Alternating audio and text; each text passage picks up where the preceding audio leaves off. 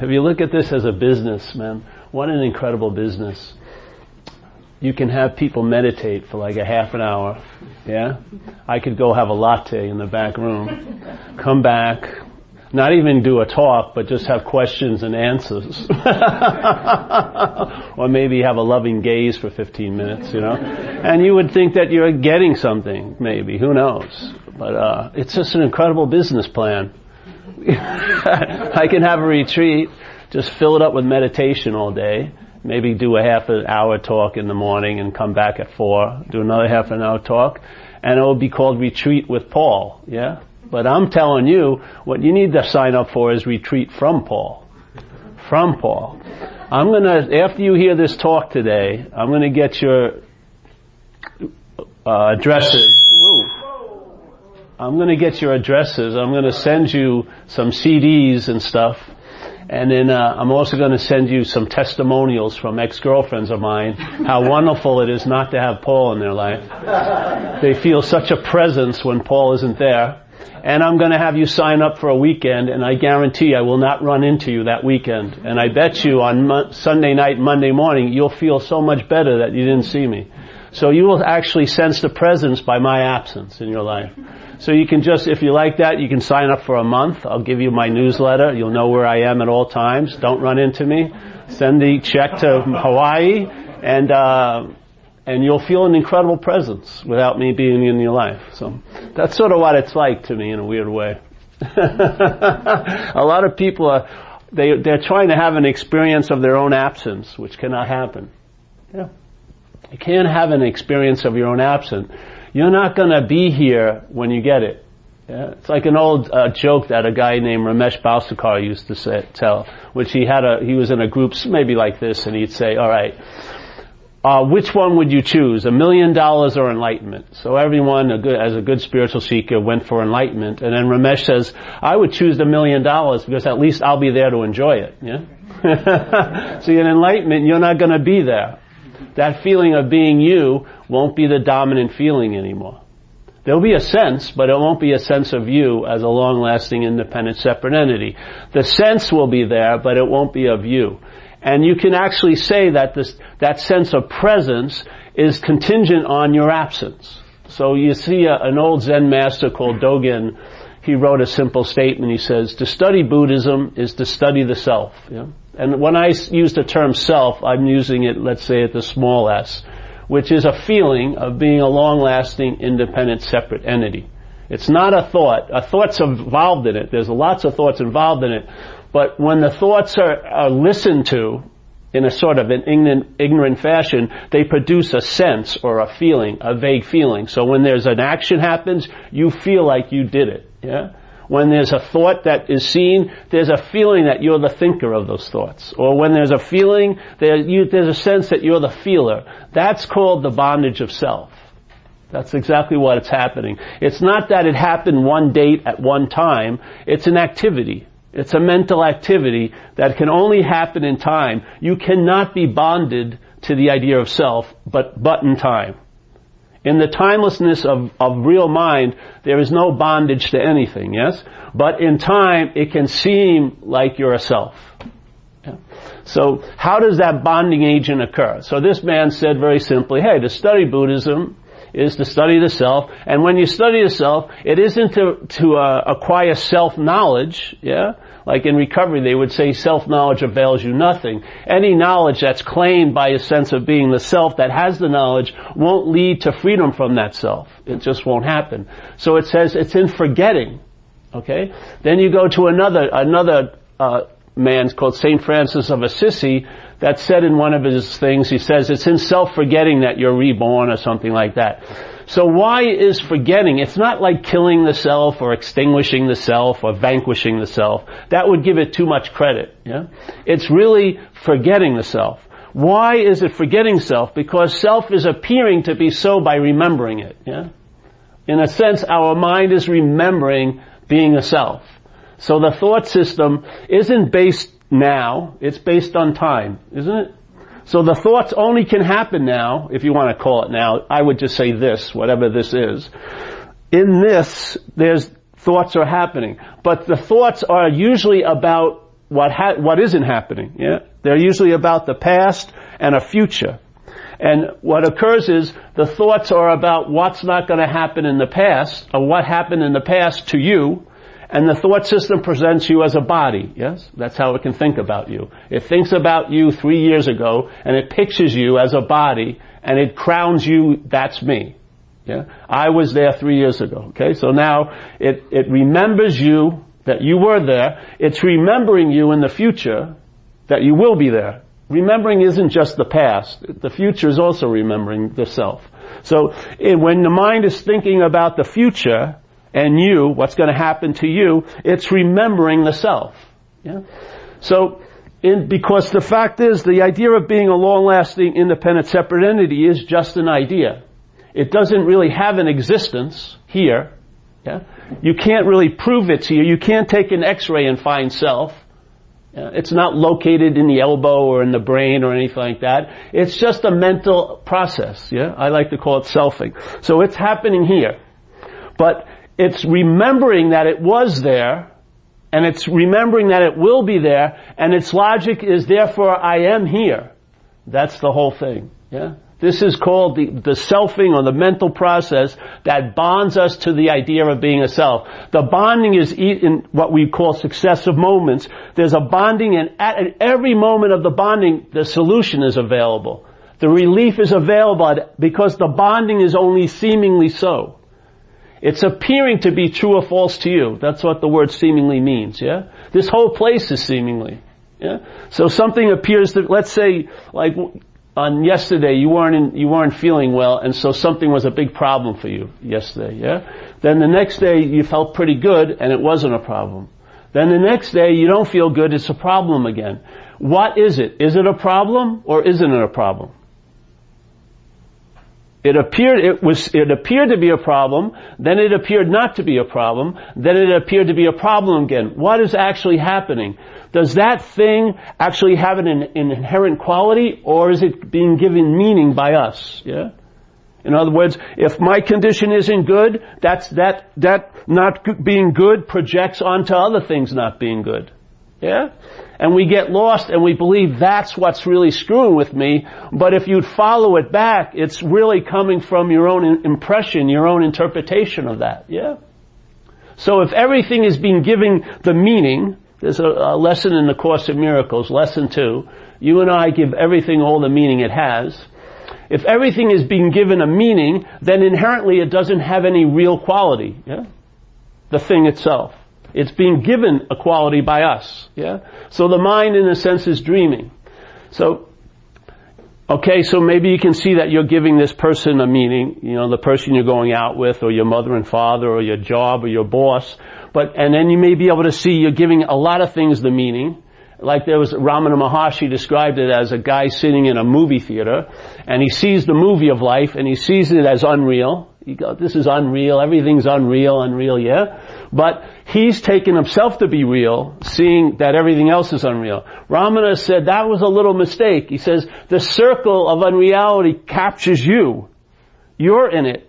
Yeah? You actually are one of the biggest meanings the mind can give anything. It gave this idea of you the meaning of being you. Yeah? Which is a bigger meaning than God. Yeah? Because if God was bigger than the you, then God would enforce its knowing on us. But we have this seeming luxury to not know or know God. I would say we're the bigger God in the mix, yeah? Yeah, you see it. Yeah? So this mind is dreaming, and it's giving meaning to things. And sometimes we can see everything it's given meaning to, but we miss that it's given this a meaning.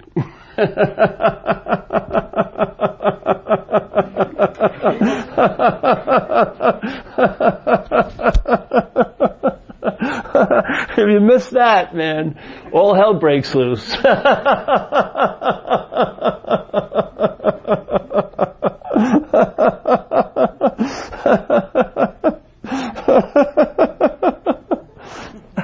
It is a great relief if you can see it.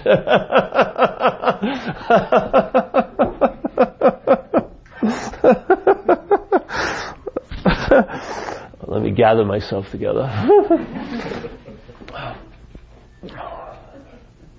So, this feeling of being you is at an end of a mental process. A mental process is producing the sense of being a self. How does it do it? Well, its main movement is claiming, yes? So the first thing it has to claim is conscious contact, because there is seemingly consciousness of things here, yeah? Through the 5 gates, and then this mind is a 6th gate. So I'm seeing, hearing, feeling, tasting, touching, and I'm seeing thoughts. Here I'm aware of thoughts, okay? So that's consciousness in contact.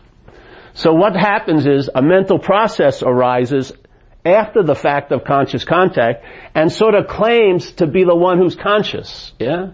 So it's sort of like it can never get behind the camera, but it says that it's behind the camera. So there's an assumption that I'm the one who's doing this thing called consciousness. That's why people are trying to practice becoming more conscious, as if they could be less conscious. Yeah? Consciousness can be experienced as more and less, but consciousness is not more or less. Yeah? It's not more or less. So there's conscious contact, and the mental process is claiming it, saying I'm the one who's in contact. I'm seeing, I'm hearing, I'm feeling, I'm tasting, I'm touching, I'm thinking. Isn't that the feeling all day? And Buddha gave a very simple suggestion. He says, when you're seeing, see. When you're hearing, hear. When feeling, feel. When tasting, taste. When touching, touch. It's so simple, isn't it? But the mental interpretation of any seeing, any hearing, any feeling is, with seeing, see or seen.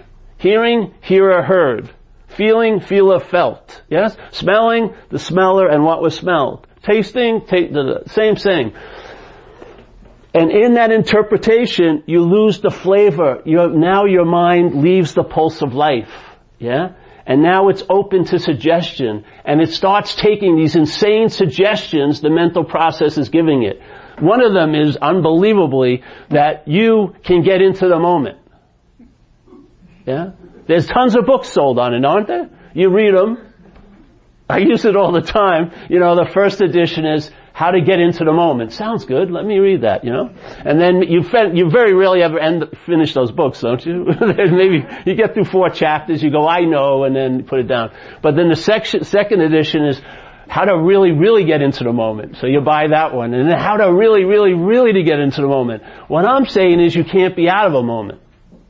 Yeah? Now, if you couldn't be out of a moment, then it would be absurd to try to get in it, and that's the experience of being in the moment.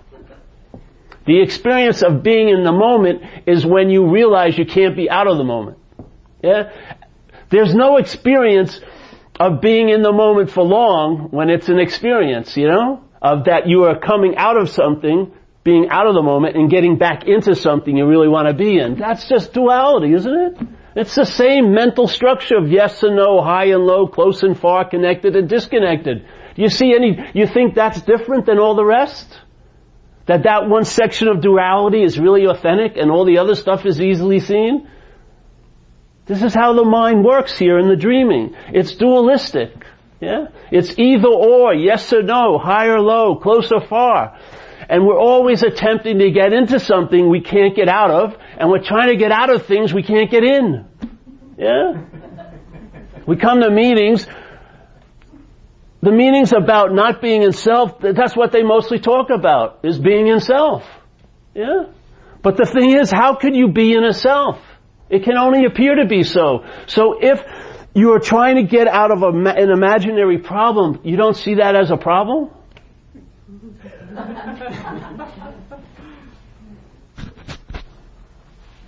You don't see that as a problem? If something is imaginary, that it really doesn't have any ability to cause an effect, it needs your believing in it to have any ability to cause an effect, because it usurps your ability in a way. You give it all the power it has, yeah? If you recognize it's an imaginary problem, what more do you need to do? Just entertain that recognition that it's an imaginary problem. Yeah? The best way to be out of anything is to realize you've never been in it. And you never will be in it, and you never were in it. It's an impossibility. Hallelujah. Yeah? Seriously.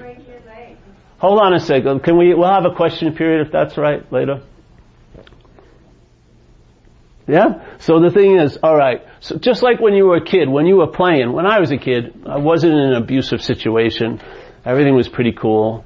And there I was playing at 3 or 4 years old, and when I was playing, I was pretty happy playing because my mind hadn't come up with the idea I could be anywhere else. Yeah? So I was totally here, and therefore I wasn't looking for meditation retreats or any way of making it better. I was just enjoying what was on offer because I hadn't entertained anything else yet. Yeah? Time hadn't set up as a structure. So these assumptions are totally insane that we build our whole day on. Yeah?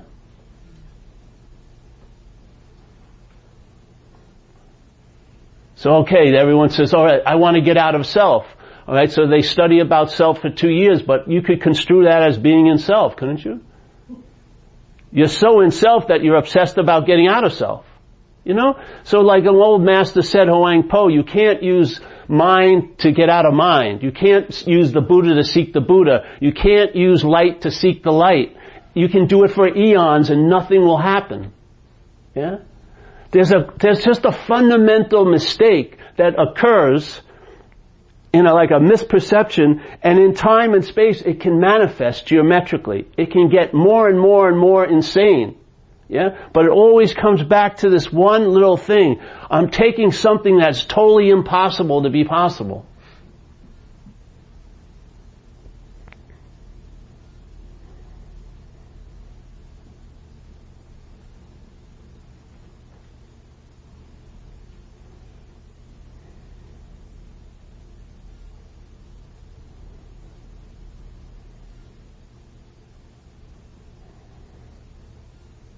So that sense of self, I feel, is being produced, yeah?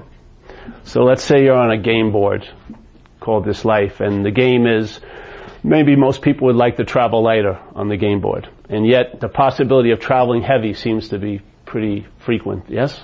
So, we're on square number 4, but we're thinking it's square 0.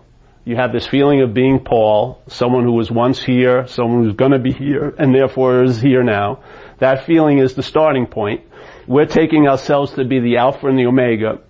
This is where life starts for me, but you're actually at a production, at a square 4 of a production. A mental process has claimed the conscious contact, yeah, and interpreted it to make you the noun and everything else the object to you, yeah? That it's your life, you're living it, you're choosing, you're doing this and you're doing that. That's like being on square 4. And so now we move, and now the game takes a whole different meaning than if we were at square 0. Yeah? And now we're running around, usually looking for square 0, like St. Francis said, what's looking is what you're looking for. What's looking is square 0 in a way, but while we're at square 4, all we can do is look for it. Yeah? And we keep moving to different squares, and then let's say we have a pause, or like a free sample, and then your mind freezes, and what happens, you have a sense that you're at square 0, yeah? Let's say that happens at square 4. Then in life, now you have family and you have kids and you broke your leg and all this and all that, and you're at square 15, okay? But then something happens and the mind breaks open and you find yourself at square 0 again. So maybe you get to square 28 in this life, and then something happens and you're back at square 0 again. It dawns on you that you've never left square 0. Yeah? You never left square 0. It only seemed to be you were at square 4, only seemed to be 15, only seemed to be 23. Because every time that was seen through, you had the sense of that pause or that space or that presence, which is the feeling of square 0 in a way. So how many more times do you need? How many more squares do you need to land on? Why not entertain the possibility now that there is only square 0? Everything else is in a sense seemingly so. Yeah? For me, it just translates into a traveling lighter through my day. Not when I go on a retreat or when I go away, but tonight, what's tonight? Tuesday in San Rafael at 7:35. Yeah? It's not promising to change the geography of your life, but you'll travel lighter over it all. Yeah? And what more do you want? You may think you want enlightenment, but if you had an ease and comfort in your skin all day, you'd probably settle for that. You'd probably feel freaking pretty good about that, yeah? If you actually felt satisfaction, you would realize All these ideas that we are maybe trying to strive for are basically just a conceptual framing of what we really want, which is just to be satisfied, yeah? Just to have a sense of contentment, yeah? Not an experience, because they will come and go, but a sense of it, something that's reliable, so where your mind can rest, yeah? Because in selfing is agitation, isn't it? Supposedly they say you have 70,000 thoughts a day. Now, I'm a house painter, I was, until I started going blind. I can't see anymore. But when I used to paint houses, I'd walk in, I was very rarely surprised, usually 4 walls, some trim, ceiling, you know. I probably needed about 18 thoughts to go through the whole day. I knew where I was going to get lunch, I knew when I should stop. So, 18 thoughts would probably do it. I could navigate my day in 18 thoughts. What are the 69,982 thoughts doing? What are they doing? I would say they're the glue for the mind to be bonded to the idea of self. Yeah?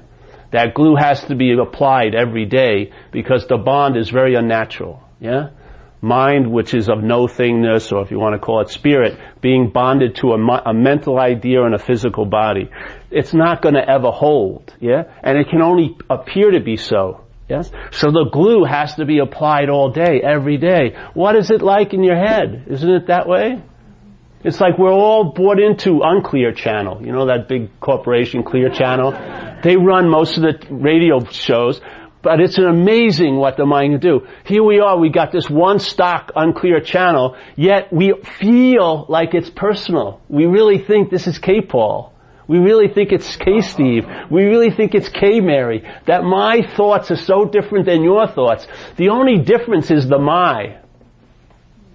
That's the only difference. And it's not the thought that's screwing with us. It's the my that allows the thought to screw with us. Yeah? A thought is a thought. If you're in a good shape today and a thought goes through your head, has very little effect, right?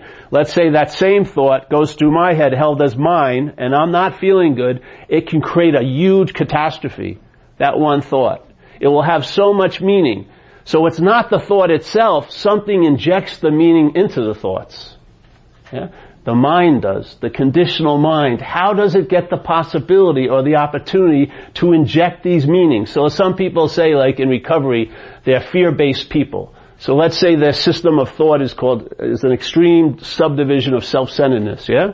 So, and the basic theme of it is anxiety about what's going to happen. They're going to lose what they got. They're not going to get what they want, yeah? And so here's this latent possibility of mentality, yeah? Waiting to manifest. So here comes a thought. The consciousness sees the thought. The mental process claimed to be the seer of the thought. Now the thought is held as my thought. The my is the bridge for all these old ideas to download into that thought and to provoke an anxiety or a fear of threat or whatever it may be that comes up. Yeah? Every day, all day, 70,000 vehicles to deliver a message. You're a loser, you're never going to be loved, everyone else is going to go great, but you're not, whatever it may be. It sings, what it does is it repeats it quite a lot, yes? And after a while, you're in a very deep swoon. And your life, everything, all the mental states arising and the emotional states arising and the physical states arising are being framed by this mental take of self-centeredness.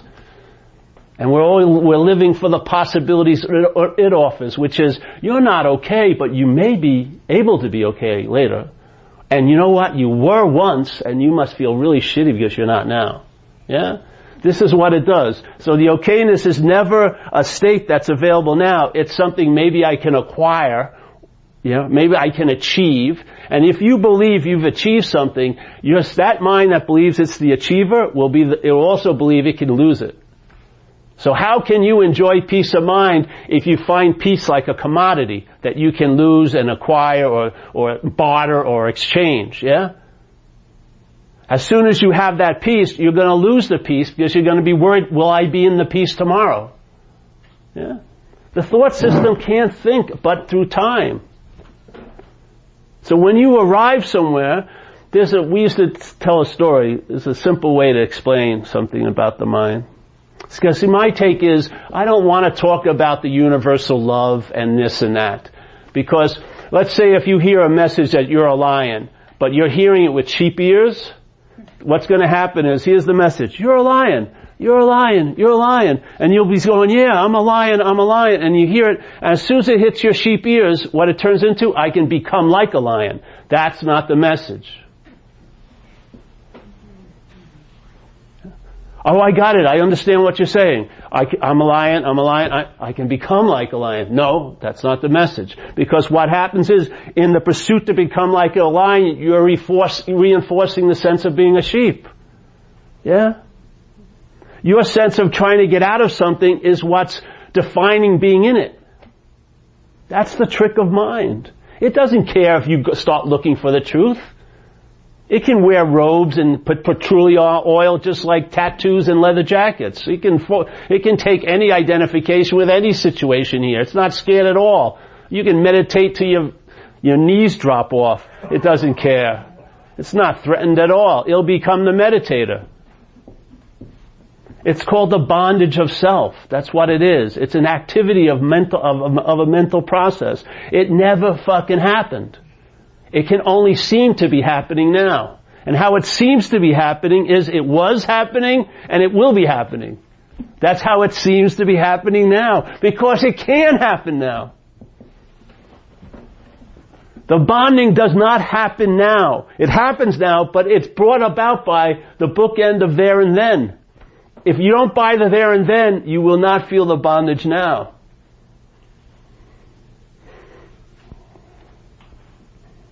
So for me, it's sort of like, in seeing what I'm not, that's what I am. Is the seeing of what I'm not. The seeing of what I'm not is that's what I am. I don't have to go any farther than that. As soon as that's seen, that's that. And then you'll find out. You're never gonna know. You're never gonna be able to separate yourself to know the truth. Well, what will happen is you'll be in that mind of I don't know, and you'll find out. Because that truth will express through you in so many unique ways. You'll see a multi-dimensional, multi-splendid expression of truth in your own freaking life while you're walking around San Rafael. Yeah. And it doesn't stop. It's expressing and expressing and expressing and expressing and expressing. Yeah. And it's just looking for a vehicle. Any vehicle will do. Just like you're taken over by a mental parasite, you can be taken over by this aspect of mind. Yeah. And you'll be the better for it.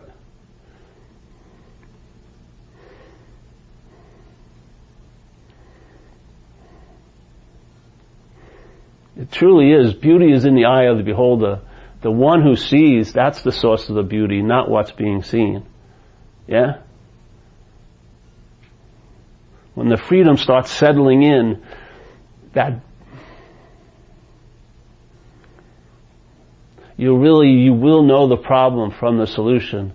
And from the solution, there is no problem.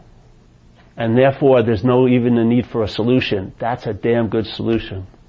Seriously. It's such a freaking good solution. It's like Ramana said with the thorn, you know.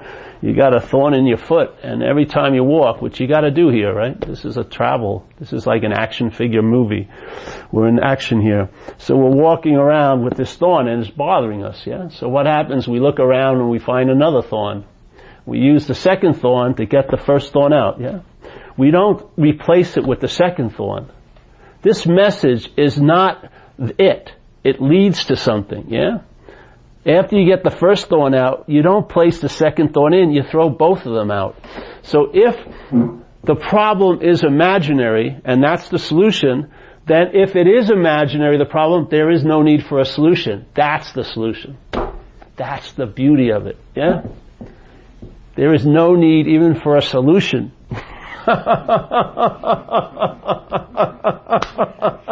You can't get your little mental grubby hands on it. The idea of being connected and disconnected doesn't hold water anymore. Because it's all the way, the selfing is always trying to write its own relevance into the story, as if it could stop you from being what you are. It's impossible.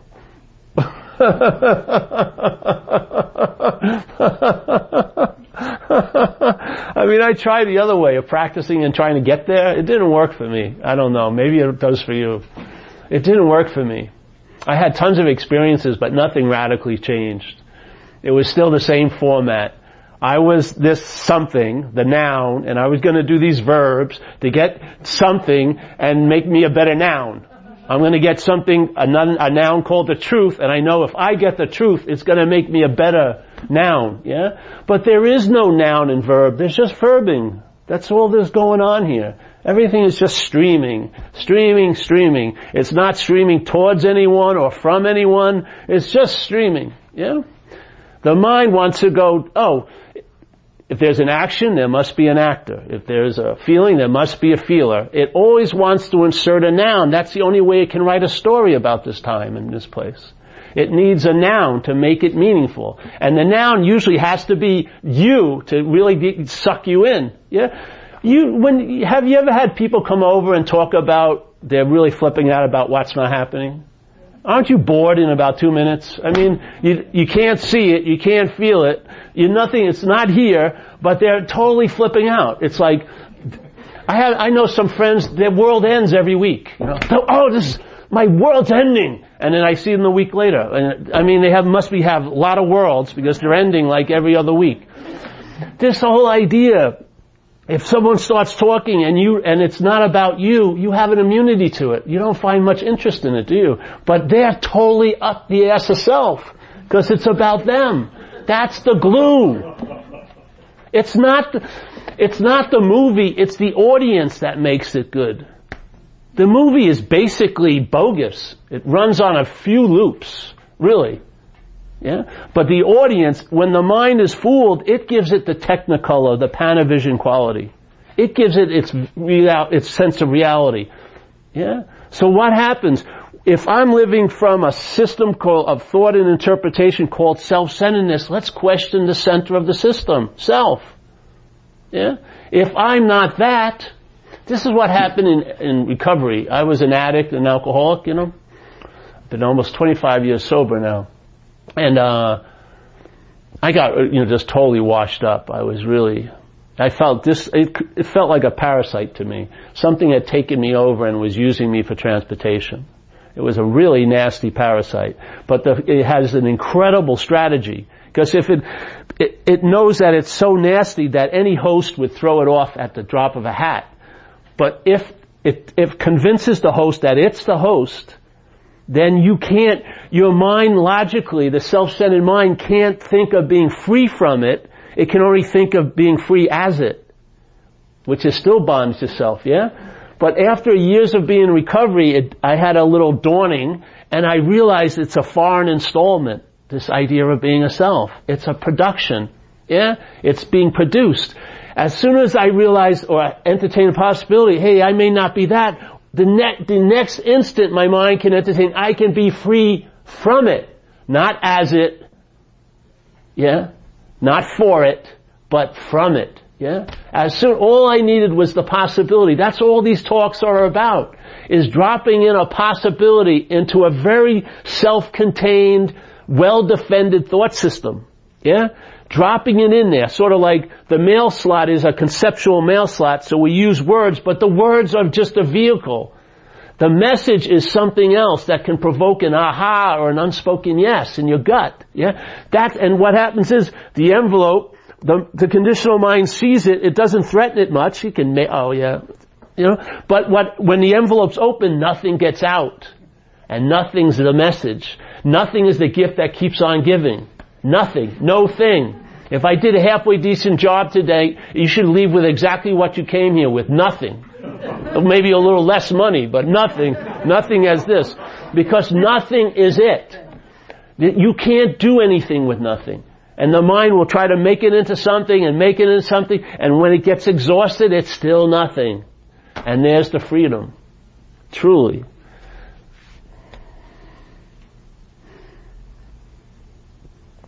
If freedom was based on you wouldn't be free too often, would you? You have to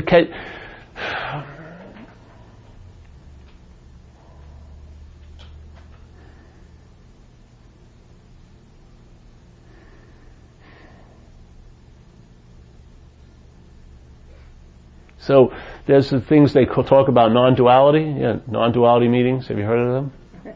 Yeah. But you know what? Non-duality is a negation, yes? Not two. So there isn't any non-duality meeting. There never was, and there never will be. It's really, and if no one's a teacher of non-duality, they're a teacher of duality. Yeah? Just like they said, when you study the self, you forget the self. When you study duality, you'll forget duality. Yeah? That's the message. This is a message of not accumulating or acquiring anything, but to sort of allow ourselves to be pared down and economized and to travel a lot lighter. You don't need a wealth of information to make it through this day. You know?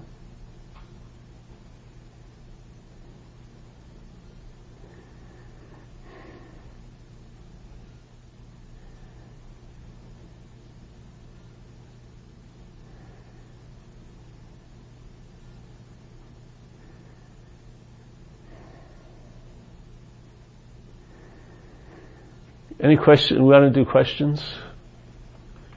Yeah. What do you mean by freedom exactly? Well, it's to me when I'm talking about freedom is from something, from the bondage of self. That's what I mean. That would be nothing.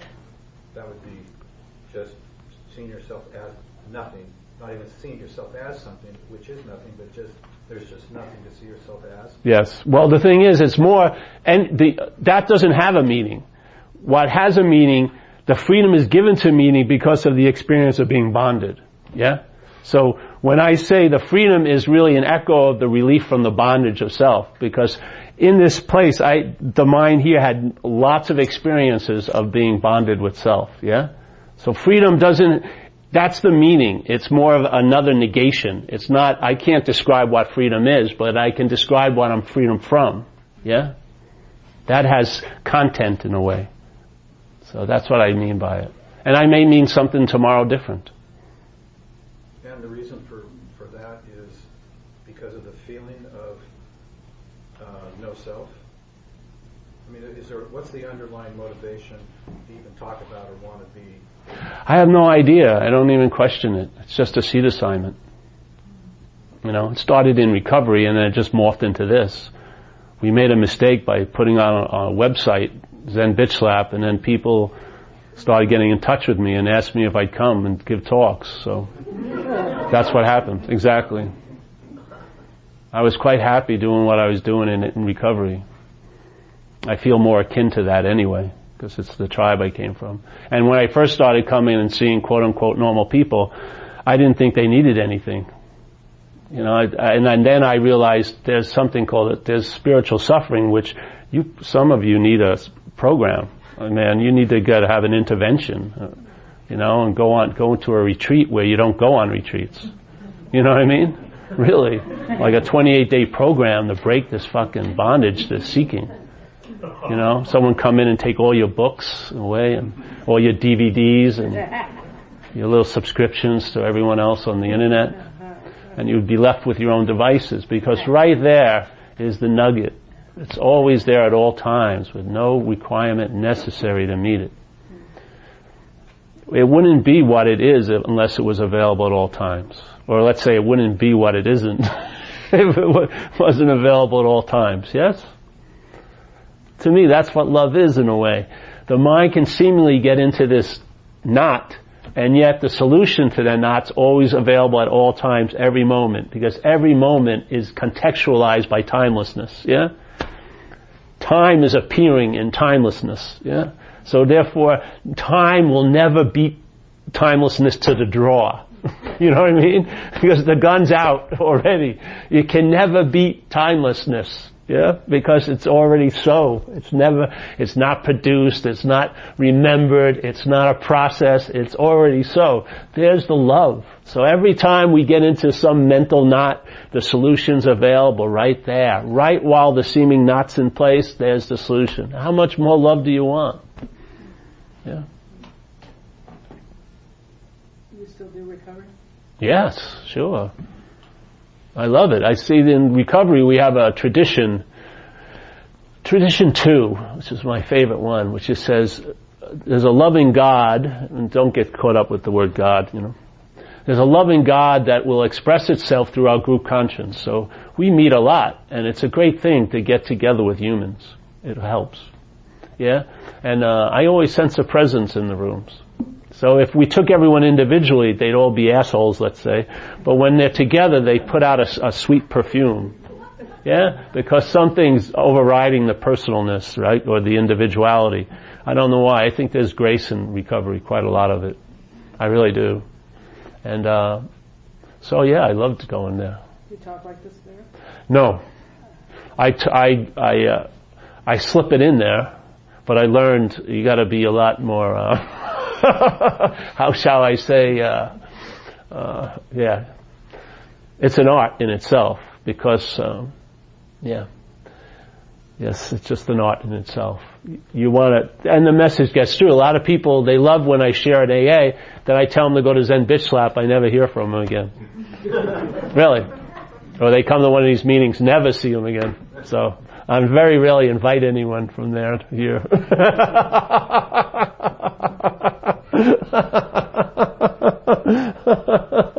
I'm called No Self Paul there in the community.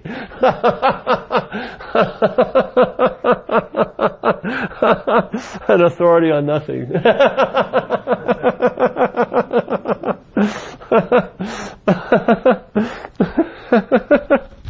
It's so much lighter than even having one solution. You don't need any.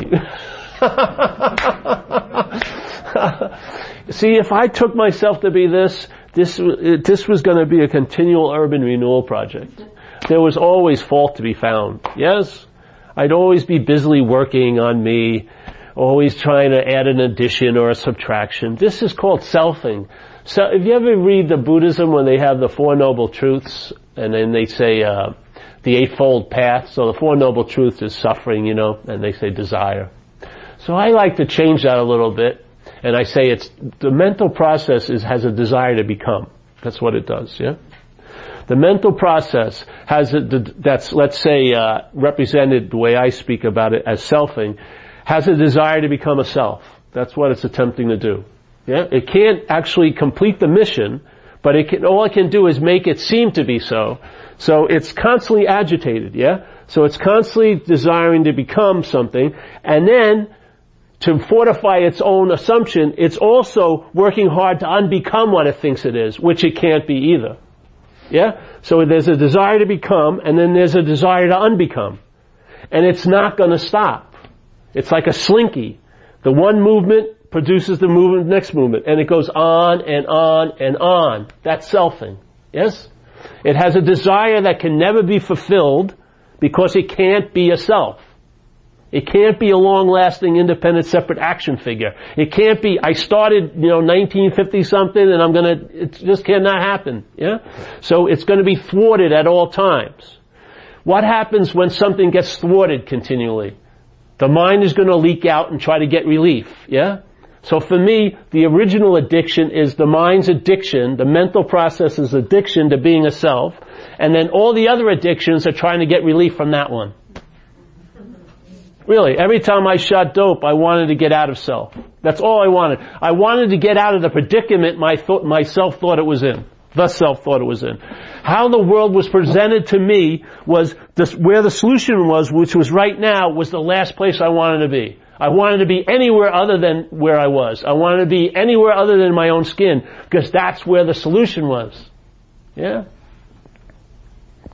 Then suddenly I came into recovery, and I realized what I've been trying to do my whole life, I was trying to make things I thought were real unreal. Like when I got hurt emotionally, like my grandmother and my father died when I was young, not 9, and all my love was out there, and suddenly the object it was out there to a gone. It was really vulnerable, so I said, fuck, the walls came up and everything like that, really fast.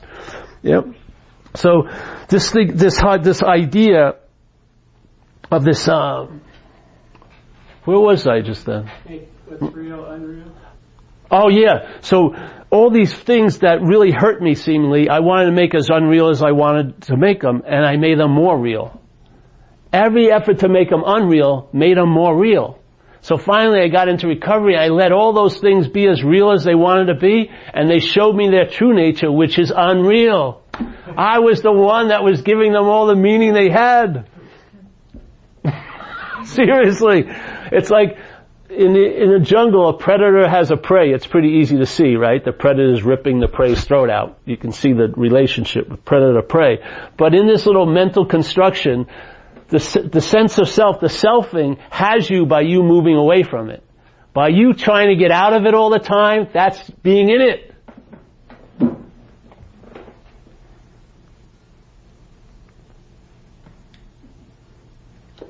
The move to get out of it is being in it. I was listening to your tapes up in Toronto. Yeah. It seems to be different than your meetings. Yeah, they're all mostly normal people. Whatever they call normal, whatever. Like you started on a Thursday or something, and like at the end of the first hour, you said, okay, is this it? Are we done? You know? Yeah. It's like you didn't want to be there for 4 days. Well, the thing is, it's a business place. And a friend of mine has to make money. So, and people think the more they pay, the more value they're going to get. So they think that 4 hours is better than 1 hour, which I don't believe to be so. But because it's a situation there, so I agree to do 4 hours Saturday and Sunday. But I'm not a believer in that, to tell you the truth. I don't think this is a message or an invitation. It's not a dissertation. If you get a message, if it's 8 minutes, are you going to listen to the message? No. Probably you just want to know where to go at what time. Yeah? The invitation is like a spiritual subpoena. You've already been served. Here you go. Yeah? Now I believe in repetition, but not so closely put together. I rather just do a talk. I do like 2 talks a week. Before I did 3 talks a week. That was sufficient. You can't get that crazy from Monday to Wednesday, usually. Yeah? So, we used to have Monday, Wednesday, and Saturday, if people wanted, so we would have the repetition and sit in that certainty that things that seem to be so true may not be, and it's helpful for the people. Because repetition helps. Just like the mind, the conditional minds use repetition to get you into believing in incredibly insane ideas. Yeah? The same way, if you entertain this possibility and it's repeated, it's like the mind may be like a lazy Susan. You never know when one of the messages will get all the way through. Yeah? And what happens is, a pause will occur, or you'll feel like a pregnant space, and at that moment, raw mind is the dominant mind, not the conditional aspect of mind. Yeah? The raw mind is the dominant. One little free sample of that can change your whole freaking life here. Yeah? That's why we're doing. That's why we share these messages, and it's just a seed assignment for me. I wanted to help people who suffered from alcoholism because I know what it's like to suffer from alcoholism. It's a hell. And if you knew that there was a bus stop in hell that would take you out of hell, and you had the ability to articulate things, you would probably be in this position too. I wanted to see people stop suffering as much. Now this thing morphed into another whole thing, Like when I first started going to meetings where people weren't in recovery, I would tell the person, don't come back. They had so much information. I said, go to a soup kitchen and help someone you don't know. It'll be much better than coming to one of these satsangs. You got too much stuff in your head. You need to take an action. Yeah? Be available to somebody else. So I don't like big long retreats. I don't believe in it. I don't believe it's necessary. If you like it to do yoga and meditate, far out. But it's not necessary to entertain this message. Because this message to me is more like a dog shit awareness. The best retreat is in ordinariness. Yeah? Because your mind loves to give meaning to things. I meditated 12 hours. Like, that's much better than washing the dishes. It's always giving nobility to activities.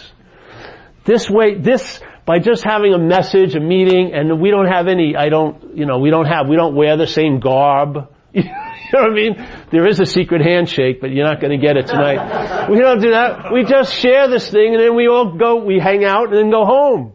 And then see how you go. If you feel motivated to meditate. Yeah? But there's no path to illumination. This illuminates every path. You are the illuminating factor of every path that you'll ever step on. You are. Not the path. You are.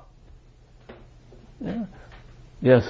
I guess I've been to a couple of retreats before a long time, and I remember coming out of retreat and into the real world again, and almost like, wow, what do I do with all that information that I've just gotten? How do I transfer it over into the real world? And I guess because I don't do retreats enough, it's not a repetition. It's not something that stays with me every day. It's like, wait, I need to go back and do like another week because I'm like losing all that stuff and I miss it, and I can't ever find contentment with just now in dealing with the ordinary of everyday life. It's like there's so much to deal with in that on its own. Yeah. So it's kind of a struggle. Like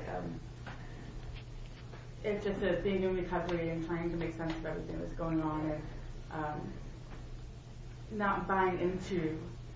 I mean, I think there's a lot to be said for long retreats. It can be beneficial for a lot of people, but I really appreciate what you said right there because it started making me realize how to deal with this stuff every day. See, this retreat you're on here, it ain't going to end until you end, in a way. The body ends.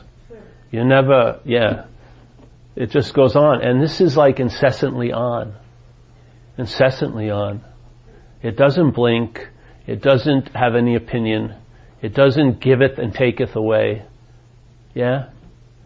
It's like if you look at they use the term of sky, like an open sky. If you look at a big open sky, and then things appear in the sky, right? So let's say a plane flies through the sky. Did you ever hear them call up the terminal and say we ran into a big bit of sky up here? No. Yeah? When the birds shit, do they land on the sky or on your car? Usually on your car. Yes? When it rains, does the sky get wet? No. So here's the mind. It's allowing all of these things to go on, all of the seeming appearances, everything is going on, yet not, whatever's going on, no matter how much you give importance to it or not, doesn't leave any imprint on the mind. Yeah? Not even a henna tattoo. Nothing. Nothing. Yes? It's that clear and that bright and that spacious. Where do you believe you're from in relation to that? I'm making some progress to being content with the fact that my everyday experience is going to be that miracle. It's going to be what it is I'm trying to seek or go after capturing. Like it's the addiction of wanting something to take away my suffering. But if I stop reaching after it, stop climbing for it, and just be, I think it's already here. It's already now. So I'm just trying to understand a lot of what you're saying and relate it to my life and everybody else. Well, I think that that's a good one there, yeah. The thing is, the idea of the self has this delusion, this idea of self, that if all the suffering was removed, it would be great. It's the source of the suffering. It's where all mental anxiety arises from. And most of what people are suffering from, especially in Marin, come on, give me a freaking break here. You know what I mean? I was once at a meeting with some teacher. And, so I shared at the meeting, you could get up there, and this was years ago, and so they invited me to go to a private meeting. So I went in there. I never did it before. And I was sitting up in the front, and the teacher was in front of me. And there was people behind me, and this lady started sharing. And I was looking at the teacher, and this lady was sharing, and she was talking about, she wanted to share her experience of homelessness, Oh wow, that's pretty interesting. And then everyone had the emotional, oh, really? Yeah. And then she went on, she says, oh yeah, we bought a new house and stuff, and we just moved in, and I was getting something from the porch, and the door slammed, and I realized the keys were in there, so I had to sleep on my porch that night. That was her idea of homelessness. I was like, what? I'm going, Jesus Christ. The thing too, look at the thought. Let's say if this mental base that's downloading all the meaning into the thoughts that are being claimed by the mental process as you being the thinker, yeah? If that is happening, and there's an old idea in that conditionality that is never going to be enough, it doesn't matter if you have $2 million. Yeah? You'll still be anxious about it. When the whole point is, you could at least maybe 6 months in Marin live pretty good with 2 million, right? You would think in the delusion that would translate into an ease and comfort. But it isn't the money, it's the my money. The my overruns whatever meaning someone could give to the money. The my is the biggest meaning. So if the my says, I'm never going to have enough, it will be anxious over I had a guy come over my house. He got an inheritance of $250,000. He started sharing all the problems he thought this was going to produce. My friends won't be able to relate with me anymore because I'm wealthy now. And he went on and on and on and on like this. I said, give me 70,000. I'll enjoy it. It sounds like a burden to you. Kick down. $70,000. I'll take it. I couldn't believe it. I said, do you hear yourself? Fucking start enjoying it. I don't know what to do. Yeah, but they won't give it to you. They're bitching about it, but hey, no. That's some bullshit of mine. Yeah? It's not the thought. It's not the situation. Those situations seem to be bad here. And there's certain things, there's a geography of your life that you're going to have to go over. But you can travel lighter over it. Yeah? So when a bad situation occurs, the mental process is usually making it a lot worse than it could be. All we're doing is skimming off that mental top. We're not saying you're going to be feeling great and you're not going to feel any pain. That's magical thinking. You're going to feel more of everything. You're going to feel every second the body is going off. The idea that you had a stable body years ago was like is like putting the body into an ice cube with no feeling in it. Your body's going through sensations every second. And there's consciousness of it. Every second the state of your body is varying. Sometimes huge swings, sometimes not so huge. There's millions of sensations, yeah? But the joy sometimes is in the seeing of them. Not the meaning the mental process gives them, but there's a consciousness of them. You're on, and you can be aware of the consciousness. You can go, in a sense, beyond the consciousness and be aware of the consciousness. Yeah? Not you, but the mind. I just found it helped a lot, man. I swear.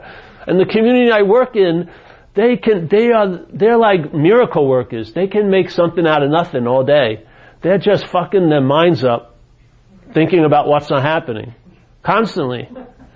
It's very difficult. Like if I was, I could open up a therapy thing and become a psychiatrist that deals with what's not happening. I'd have the shortest meetings of all. They'd pay for an hour, they'd come in, they'd start yapping, that's not happening, that's it, bye, see you next week. What?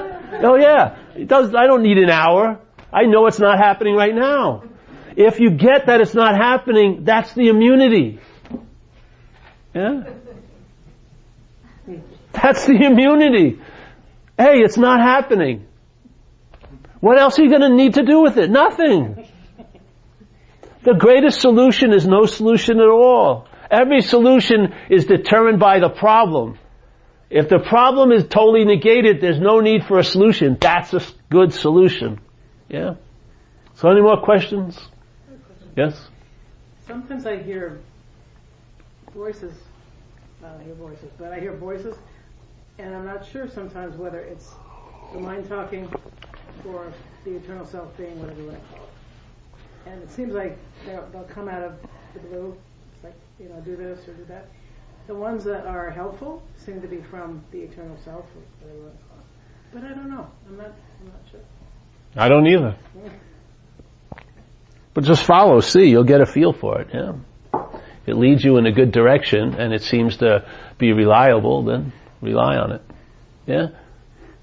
If you open up to intuition when it drops in, then it becomes more accessible. Yeah. The mind has been, it's like being a marathon runner that was put in a closet. The mind has gotten very neurotic here. Very, very, it's eating its own tail, yeah? The neuroses and mental illnesses are just spawning. It needs to be let out, like free range, and entertain some other possibilities of I will be okay, or I'll get what I need. No, but have a sense that you're okay now, you know? And then the mind can entertain. It's like seeing its original face. It never gets bored with that original face because there isn't a face there. It's like a seeing that never runs into anything, so it just infinitely sees. Yeah? It's never ceases. No interruption, nothing. A constant, that's the most ultimate stillness, is this incessant constant movement of seeing is the ultimate stillness. Your mind is that. If you get a sensation of a pause in a meeting, that's just a sample of it. That's like just a pale reflection of the possibility of the mind. Yeah. I'm curious about the free sample. Yeah? Yeah. What are you curious about? That? Hmm? Like they just are offered. Yeah. Yeah. Yeah. That's pretty cool. I think so. Then, but, you know, after you get a couple of free samples, buy the product line. Where they come from or why they manifest? I don't care. I would say it all comes from mind, but I don't really care. You know, what's really good is one of the first things that left me was the need to be liberated. That was a great relief. Yeah? I was free because the only thing that needs to be liberated is the self. That's the only thing that needs it. What you are doesn't need to be liberated. Yeah? And so I lost interest in a lot of stuff. I lost interest in all the mind candy about spirituality. I could care less. You know, I have no idea what's going on here, and that's my position, is I don't know. Yeah? And then I'm relegated into finding out, and finding out is a much better form of knowledge. It's much more convincing. It becomes unspoken yeses in your gut, where you just know beyond knowing. Yeah? Or actually prior to knowing. It's like it's reliable because the mind is so agitated. It's constantly going, you know? And like it says in the Bible, the Son of Man has no place to rest its head. Yeah? So it's just running. But then the mind falls upon this idea, it can find true rest. Yeah? True rest. Yeah. And then, you know, then meanings to words that you used to have, like we say in AA, you will comprehend the word serenity and know peace. That will happen. Yeah?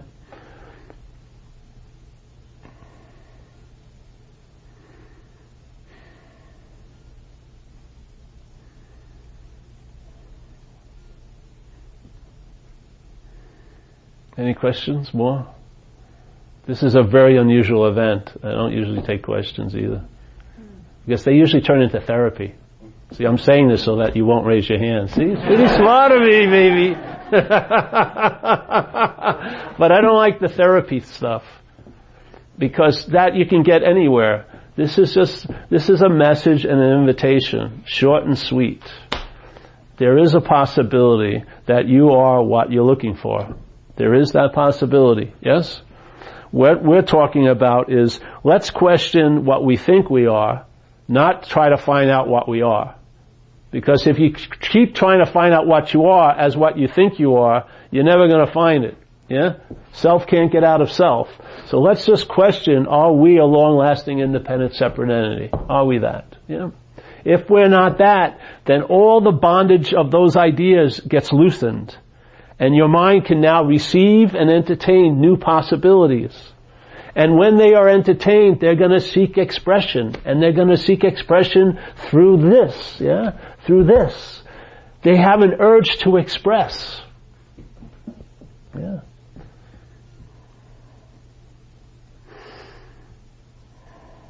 Yes? Well, something that I've been observing a lot lately is how being dependent on ideas of like religion and psychology and those kinds of things, it's like it keeps people like children, like dependent, like children, and therefore not independent or free.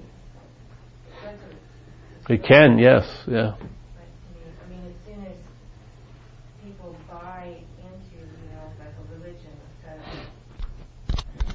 But remember, there aren't any people really, in a sense.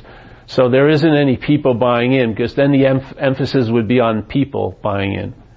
Yeah? It's mind. Yeah? Mind is manifesting. Like, there's a lot of mental winds, but I know that they're seeking expression. Just like, to me, alcoholism is like a parasite or a mental wind that's seeking expression. So when it finds the opportunity to play a note here through this flute, it will.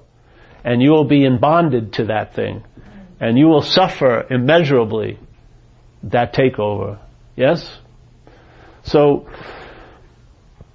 there's just mental winds looking for a possibility to express. And we're that possibility. Yeah? Now you can be taken over by the grace, or you can be taken over what they call the devil. And you'll be used for transportation either way. And one will probably be a pretty rough ride, and the other one may be a smoother one. Yeah? And you'll know the quality of what's taken you over by its expression. Like Jesus says, you'll know the tree by its fruits. A good tree cannot bring forth bad fruit, and a bad tree cannot bring forth good fruit. You will know in your gut the voice. You will start knowing. You've got to become the authority, finally.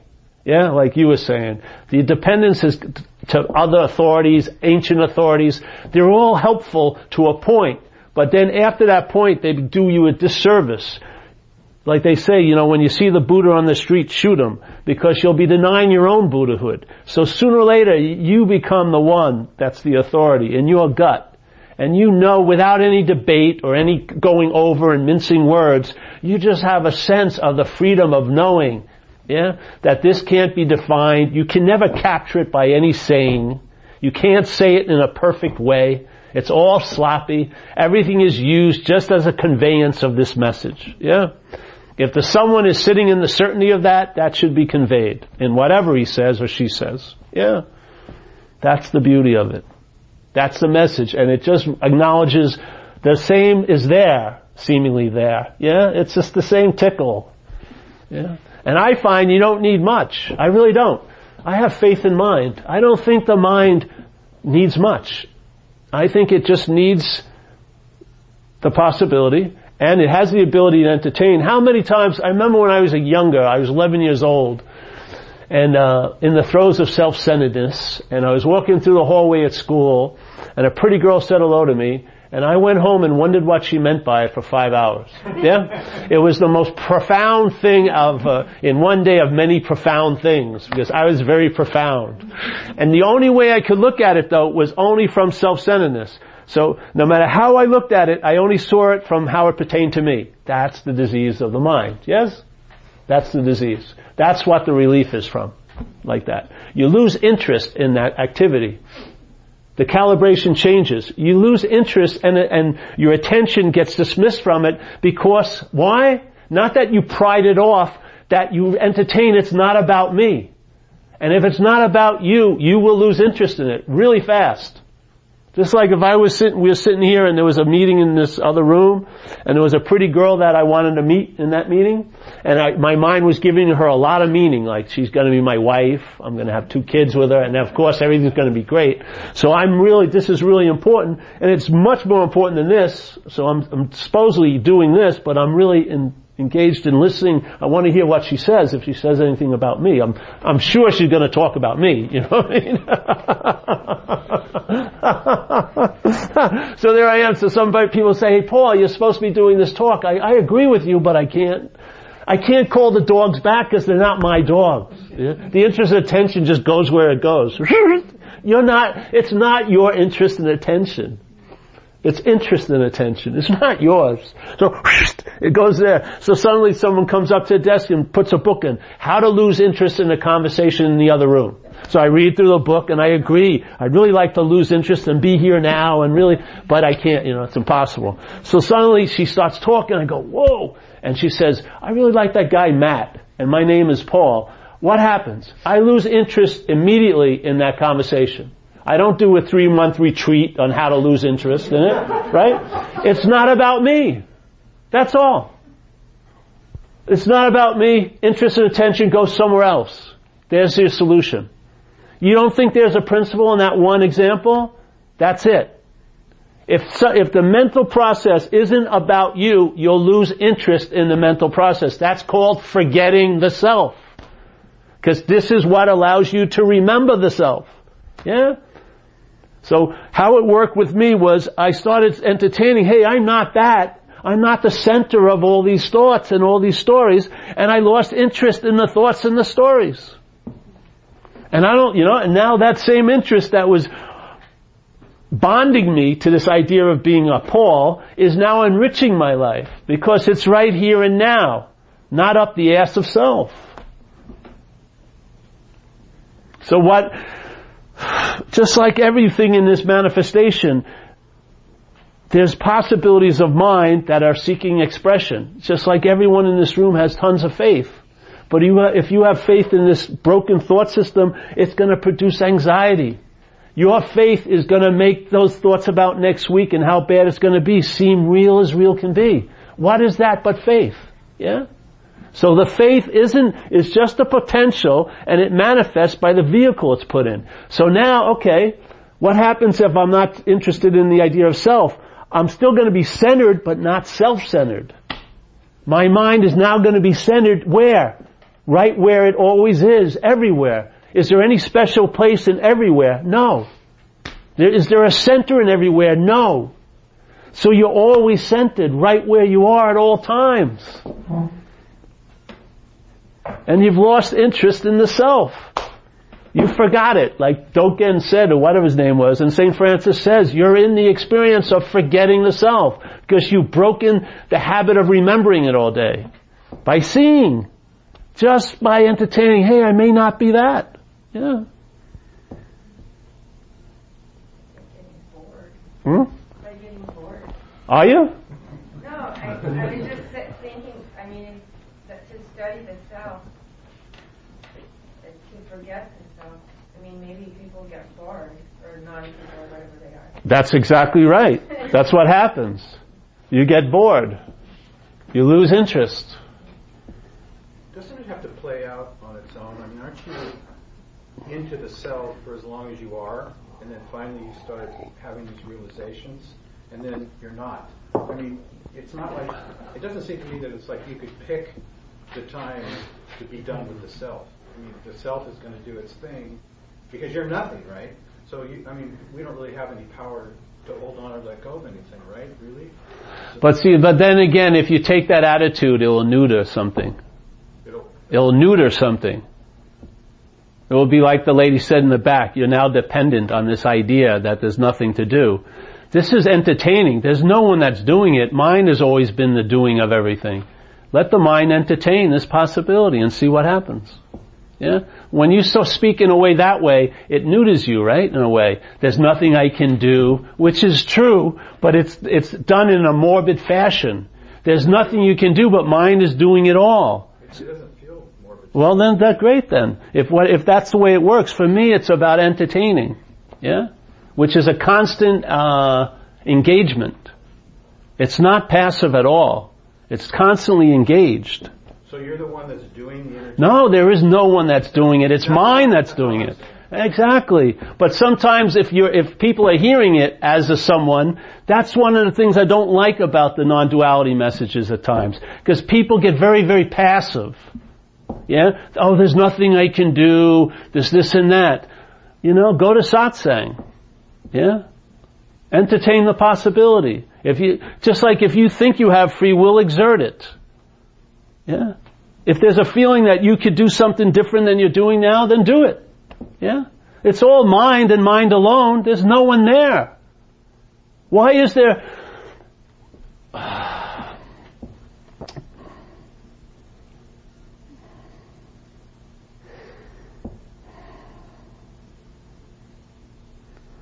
I find this is totally engaged, totally, all day. Every second of this time, I'm engaged in entertaining.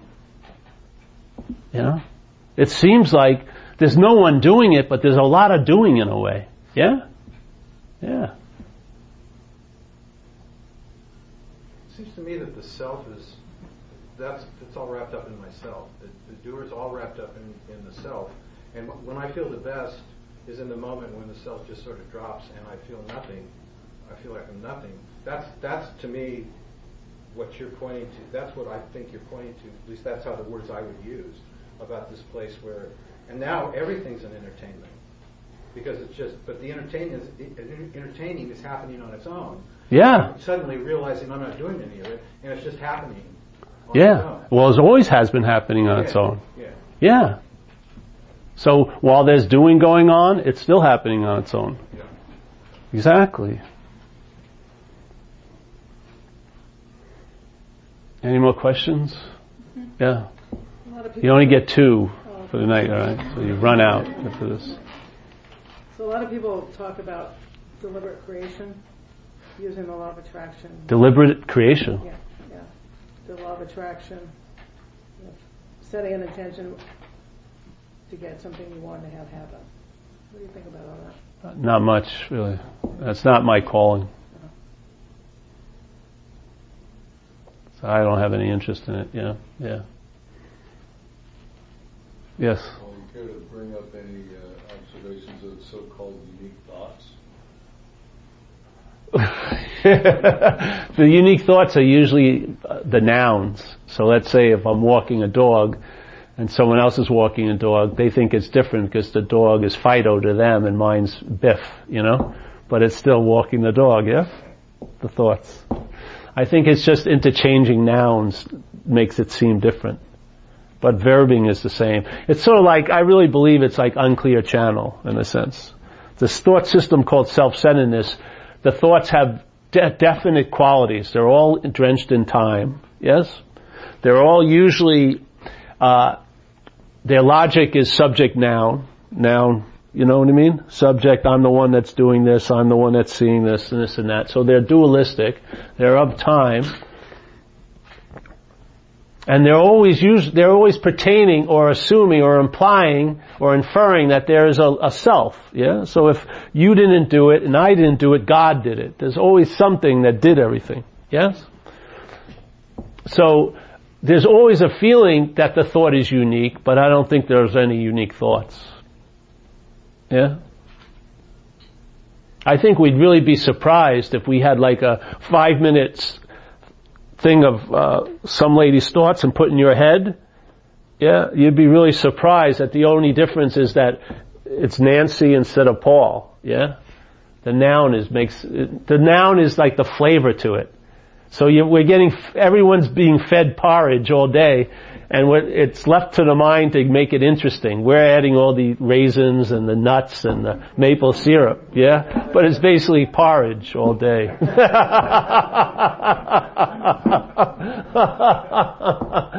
And it gets boring as hell, it does. Because you'll lose interest in it if it's not about you. I swear to God, that's how it happens. It isn't like noble. It's not like you make a great decision. It's just the mind loses interest in it because it's not about it anymore. It just realized something and it moves. The calibration changes, yeah? Now, does anything cause it, like the man said? I don't know. I don't believe so. But hey, I like the idea of repetition here. If you hear the message, gets in there, see what happens, and maybe the mind will receive it. And the mind will say, okay, the gig's up, that's it, and I'll start, the calibration will occur, and you'll be the beneficiary in a sense. The experience of seemingly being you here will travel lighter. Yeah? Yeah. Anything, that's it, right? No? Yes? One more? I'm curious, like, if you're having coffee with a friend, what do you find interesting or entertaining to talk about? When you realize there's no stuff, there's no cat, there's no... Oh, you'll find plenty of things. Oh, yeah. So mundane and irrelevant that... Oh, that doesn't happen. No, because it's not the thing that's being talked about, it's the engagement. Yeah? It's what's going on. There's a dance going on. It's fun to participate in it. Yeah? Yeah. No, you would think, in the mental logic of self-centeredness, you would think that nothing would mean anything anymore, and it's totally opposite. You actually, in a sense, seem to be more individual when you're not an individual. Yeah? Yeah. Yeah. You get weirder, I think. I swear to God. You may lose a lot of friends and stuff for a while. But a few will appreciate you like a fine wine, maybe. So don't worry about that. Yeah. That's it. Yes? Yeah. Who's the boss here? I'm looking for someone to say that's it. I am? That's it. Hey, I want to thank everyone for coming here. I appreciate the offer to come here. And it's a pleasure to see everybody, and I wish you all the best. Thank you. Yeah? Yeah? Yeah. I want to say something about your meeting. Oh yes, we have a website called zenbitchlap.com.